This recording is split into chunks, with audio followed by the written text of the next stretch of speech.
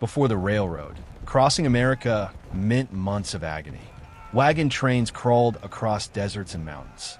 Ships sailed around the entire continent of South America. The journey from New York to California could take 6 months if you survived it. But in the 1860s, a generation of engineers, laborers, and visionaries decided to do something that most people believed was impossible. They would drive 2 iron rails across an entire continent, connecting the Atlantic world to the Pacific, stitching together a nation that was, at that very moment, tearing itself apart in civil war.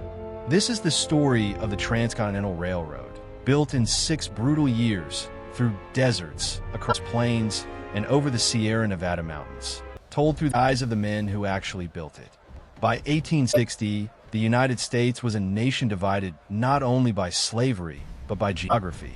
The eastern states were connected by hundreds of miles of railroad track. Trains moved goods, soldiers, and passengers with speed and efficiency that had transformed commerce. But west of the Missouri River, the rails simply stopped. Beyond that line lay nearly 2,000 miles of largely unmapped wilderness. The Great Plains, the Rocky Mountains, the Great Basin Desert, and the towering Sierra Nevada Range.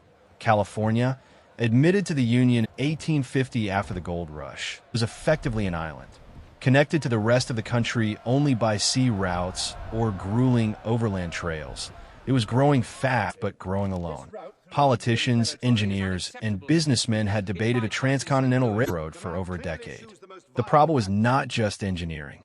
It was money, politics, and the question no one wanted to answer directly: what route would the railroad take, and whose interests would it serve? The Civil War, paradoxically, resolved the political deadlock. With southern states having seceded from a union, Congress was free to choose a central route without the old regional arguments. In 1862, President Abraham Lincoln signed the Pacific Railroad Act into law. The act created 2 railroad companies and charged them with building the line. The Union Pacific Railroad would build westward from Omaha, Nebraska. The Central Pacific Railroad would build eastward from Sacramento, California. The government would provide loans between $16,000 and $48,000 per mile, depending on the terrain, and land grants along the right-of-way. The incentives were enormous, but so were the challenges. And in the summer of 1863, both companies began to build. The Central Pacific faced its obstacle immediately. Sacramento sat in the flat Central Valley of California, but just 50 miles to the east, the Sierra Nevada mountains rose like a wall. Some peaks exceeded 14,000 feet. The passes sat at 7,000 feet or higher, buried under 30 feet of snow every winter. Charles Crocker, the Central Pacific's construction chief, was not an engineer. He was a dry goods merchant who had never built a railroad. But he was a relentless organizer with an almost frightening capacity for work. His chief engineer, Theodore Judah, had already surveyed a route through the Sierras, through Donner Pass, the same pass where a wagon train had famously become snowbound in 1846.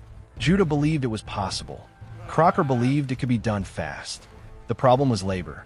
California in 1863 was a booming, restless place, and white laborers were expensive, unreliable, and quick to demand higher wages and shorter hours. The solution came from an unexpected direction. Crocker's superintendent suggested hiring Chinese workers, many of whom had come to California during the gold rush and were now scattered across the state, working in mining camps, farms, and cities. Crocker was skeptical at first. His foreman said Chinese men were too small, too frail. Crocker decided to try 50 of them anyway, on a trial basis. Within weeks, his skepticism had completely reversed. The Chinese workers were disciplined, hardworking, organized, and willing to attempt tasks that white laborers refused. By 1865, the Central Pacific had over 10,000 Chinese workers on its payroll, perhaps 60 to 90% of its entire workforce. They came predominantly from Guangdong province in southern China, many of them experienced with hard physical labor, and many recruited through labor contractors in San Francisco. They worked in gangs of 20 to 30 men, supervised by a Chinese headman who communicated with the white foreman. They cooked their own food: rice, vegetables, dried oysters, Chinese sausage, and tea, which meant they didn't suffer the gastrointestinal illnesses that plagued workers drinking unboiled river water. They were paid roughly $26 to $35 a month, less than white workers, and received no housing. They camped in tents along the line. History would not be kind in its accounting of their names. Almost none were recorded. The work of blasting through the Sierra Nevada was unlike anything any railroad had attempted before. The granite was among the hardest rock on Earth. Black powder charges had to be drilled into the rock face by hand, a process that required two men working in tandem, one holding the drill and rotating it, the other swinging a hammer, alternating blows in a rhythm that could not break for hours. The holes were packed with powder, fused, and detonated. Then the rubble was hauled away by hand, in wheelbarrows and carts. And then the process began again. Progress was measured in inches per day. At Cape Horn, a sheer granite cliff above the American River Canyon, there was no ledge wide enough to work from. The Chinese workers were lowered down the cliff face in wicker baskets, drilling holes and setting charges, then hauled up before the explosion. The method worked, but the danger was constant. Men were killed by premature detonations, by falling rock, by avalanches in winter. The Central Pacific kept no reliable death records for its Chinese workers. Estimates of the total number killed during the Sierra crossing range from dozens to hundreds. Winter made everything worse. The winter of 1866 to 1867 was one of the worst in Sierra Nevada history. 44 storms struck the mountains. Snow depths reached 40 feet. The workers lived and worked in tunnels dug through the snow itself. Underground communities connected by shafts and passages, where men ate, slept, and worked for weeks without seeing daylight. Supply sledges brought food down from above. The Summit Tunnel, the longest and hardest of the 7 tunnels through the Sierras, was drilled from both ends simultaneously, with a third shaft sunk from above to create 2 more working faces. Workers chipped away at the rock around the clock in 3 8-hour shifts. Progress averaged about 8 inches per day. The tunnel was 1,659 feet long. It took nearly 2 years to complete. While waiting for the tunnel, Crocker had locomotives and rolling stock disassembled, hauled over the summit by sled, and reassembled on the eastern slope, so that track lane could continue on the other side while the tunnel was still being finished. On the eastern side of the continent, the Union Pacific was dealing with a different kind of wilderness. The Great Plains stretched endlessly flat, which made construction faster, but introduced other hazards. The Sioux, Cheyenne, Arapaho, and other Plains nations had called this land home for generations. The railroad was not a negotiated presence. It was an invasion. Surveyors, graders, and track layers pushed through buffalo grounds and hunting territories that had been promised to native peoples by treaty. Attacks on work crews were frequent. In 1867, a group of Cheyenne warriors derailed a handcar and killed the men on board. Workers began to demand armed escorts. The Army assigned troops to protect the railroad, and the resulting conflict was not a series of isolated incidents. It was the leading edge of a campaign that would, within a decade, destroy the Plains nation's way of life. The buffalo herds that had sustained them were already being decimated by hunters who followed the railroad west.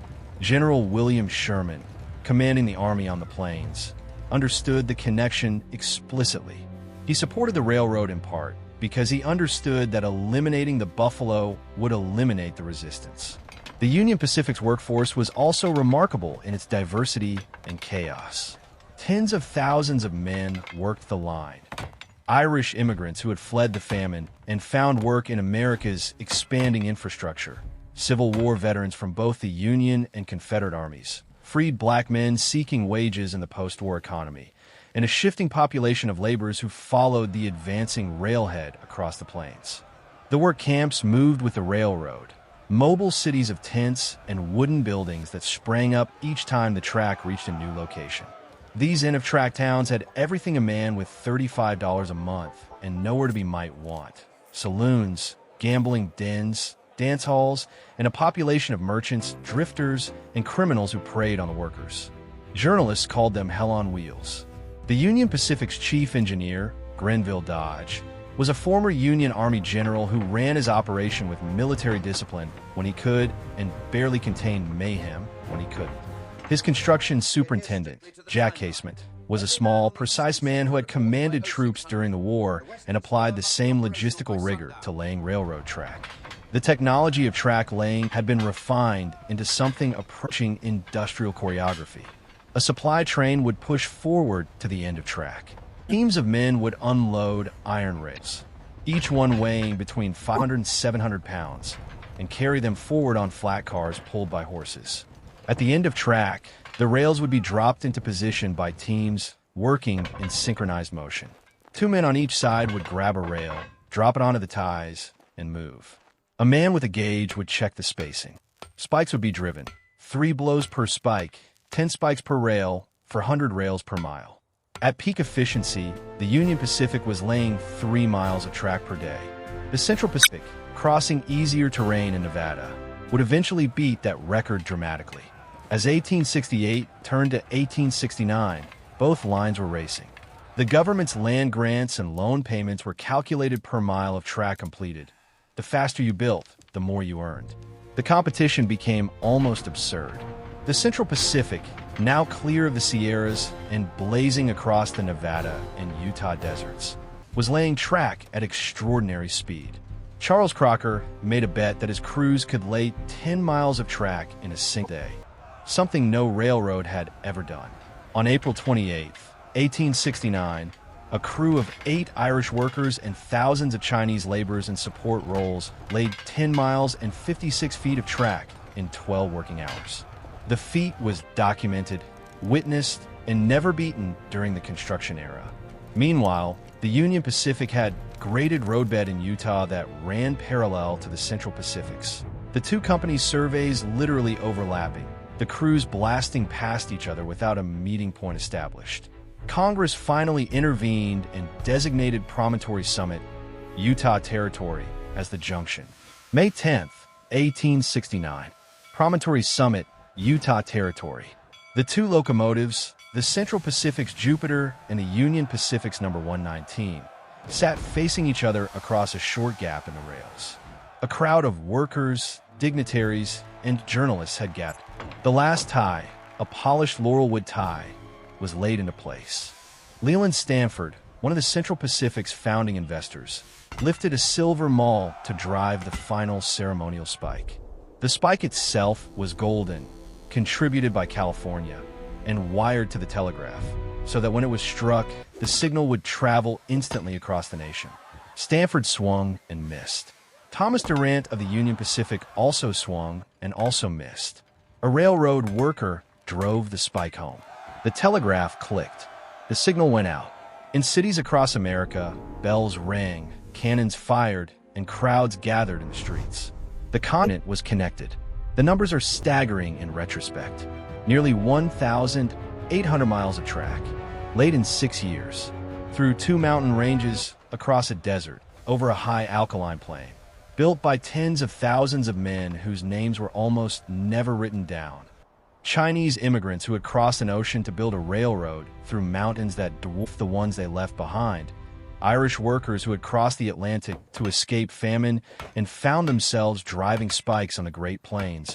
Veterans of a civil war who are now building the physical infrastructure of a reunited nation.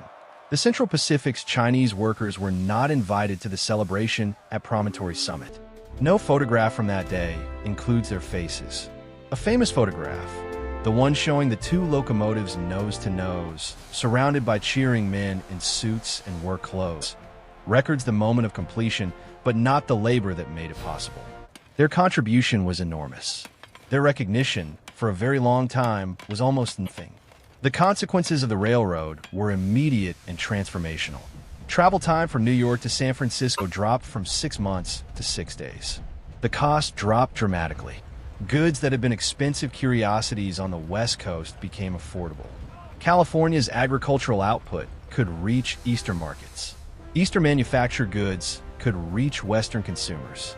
The populations of Western states and territories exploded, and the cultures and economies of the native peoples of the plains and the Great Basin were devastated with a speed and totality that the railroad's builders understood at least in part, was coming. The buffalo herds were gone within a decade. The wars of the 1870s crushed the last major resistance. The railroad did not cause all of this alone, but it accelerated everything: the settlement, the resource extraction, the displacement, with the same relentless momentum that had driven its construction. What the Transcontinental Railroad represents, more than a century and a half later, is a question without a simple answer. It was an engineering achievement of the first order, a genuine triumph of human organization, physical endurance, and technical ingenuity. It transformed a continent. It made the modern American economy possible. It was also built on stolen land by underpaid workers whose suffering was minimized and whose names were forgotten, in service of an expansion that destroyed indigenous civilizations that had existed for thousands of years. Both things are true. The same iron rails that carried settlers west also carried soldiers east to suppress the people who had lived there first. The same locomotives that symbolized progress to one America represented catastrophe to another. To understand the railroad fully is to hold both of those realities at once, to see the achievement and the cost, the ingenuity and the injustice, the golden spike and the unmarked graves. That is the honest history of the Transcontinental Railroad, and it is a history worth knowing.